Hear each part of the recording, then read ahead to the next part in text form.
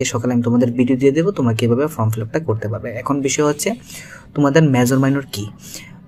আগে যেরকমটা ছিল অনার্স পাস, এখন কিন্তু অনার্স পাস নেই বিগত 1-2 বছর ধরে, ঠিক আছে। এখন হচ্ছে মেজর মাইনর। ধরো কোনো একটা স্টুডেন্ট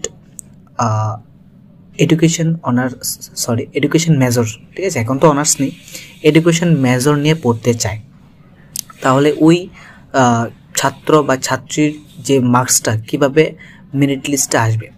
ধরো কোনো একটা স্টুডেন্ট টোটাল মার্কস পেয়েছে 400 এবং এডুকেশনে পেয়েছে 70, ঠিক আছে, বা 80, ঠিক আছে, আমি ধরলাম 80, এডুকেশন 80 পেয়েছে এবং টোটাল মার্কস পেয়েছে 400, তাহলে 480, ঠিক আছে, টোটাল হবে 480 এবং 480 6 দিয়ে ভাগ করে যে মার্কসটা আসবে সেই মার্কসের উপর ডিপেন্ড করে তোমাদের মেরিট লিস্টটা হবে, ঠিক আছে।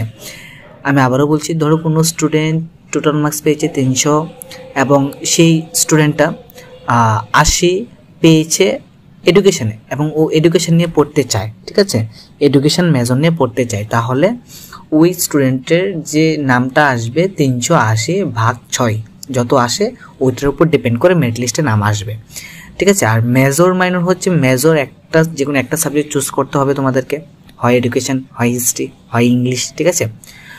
তো চুজ করার পর যে মার্কসটার বেশি থাকে, ঠিক আছে, তুমি মেজরে দিলে এডুকেশন, ইংলিশ এবং বেঙ্গলি। এখন তোমাদের যে সাবজেক্টের মার্কসটা বেশি থাকবে সেটাই কিন্তু তোমাদের মেরিট লিস্টে আসবে, ঠিক আছে। এবং মাইনর তোমাদের অনেকগুলি সাবজেক্ট নিতে হবে, ঠিক আছে। তো এটা হচ্ছে বিষয়, যে কোনো একটা সাবজেক্ট মেজর থাকবে, বাকি সবগুলি তোমাদের মাইনর থাকবে।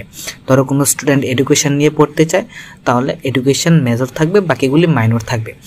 ধরতে পারো এডুকেশনটা অনার্সের মতো, ঠিক আছে, মেজরটা অনার্সের মতো। অনার্সে যেরকম একটা সাবজেক্টের উপর মেইন ফোকাস, সেরকম মেজর একটা সাবজেক্টের উপর মেইন ফোকাস, বাকিগুলি মাইনর সাবজেক্ট, ঠিক আছে।